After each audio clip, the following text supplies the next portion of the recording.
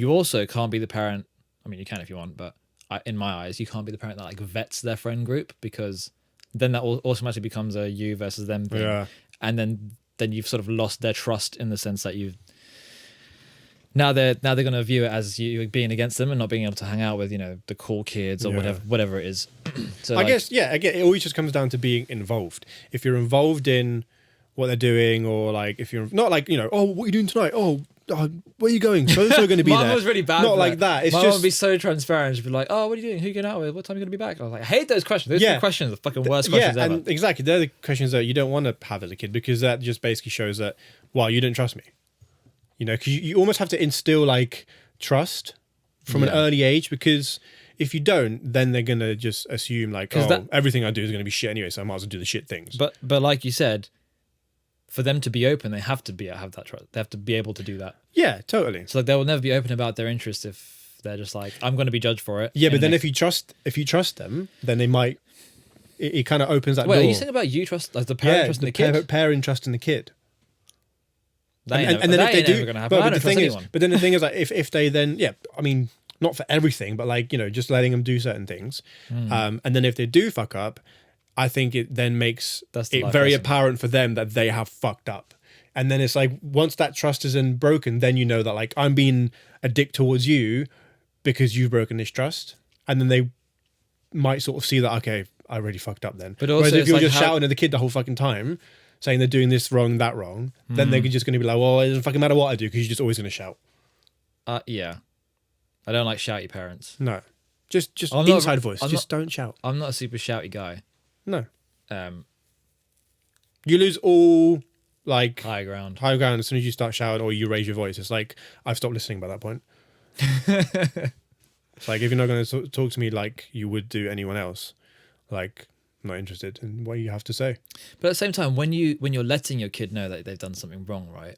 So if we go back to when they're like infants, I think a lot of parents do the whole silent treatment thing, which I don't think is a good way to do it, because I'm pretty sure, and this might be me referring back to that Gabor Mate guy again, who I'd recommend checking him out. Just Google his name. Link. Or just Google his name. There'll be his name somewhere around here. Or a picture of him right here, because that'd be funny. Sorry. But thanks. I'm pretty sure he said that when you give your kids a silent treatment, what that teaches them is that I have my parents' support until I do something wrong, and then I'm on my own, which is not what you want to instill.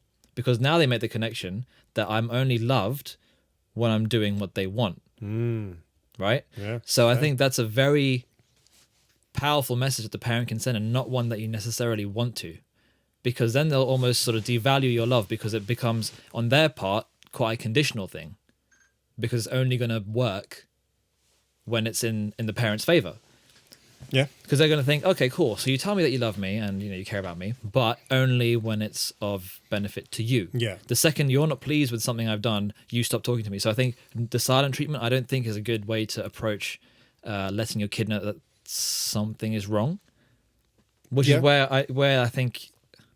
Like I said, how do you teach someone to be reasonable? I guess, but I think especially when they're like a blank canvas with all these sort of parenting techniques and everything we're sort of talking about, you need to try out all these things, because you kind of need to find out what works, but you need to be very kind of switched on.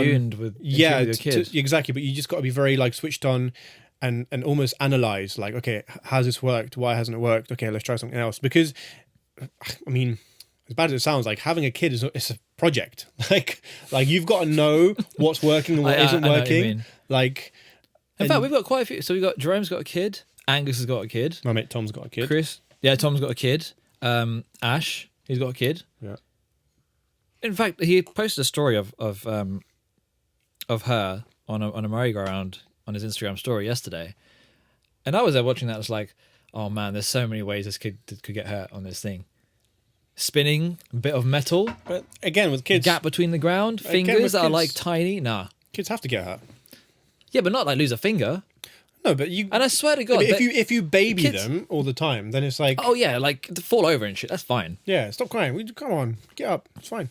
Just dust it off. You'll be fine. Yeah, but like I swear they try and find ways to kill themselves. Like they put their fingers in things, and you're like, Because they don't know fear. And that's what I'm so fucking envious of with kids. Because you see these kids at the skate park just chucking themselves down these stairs and trying stuff, falling over and trying it again. And I'm like, I can't even pluck up the courage to fucking jump down these fucking things. And these like are just like, yeah, woohoo.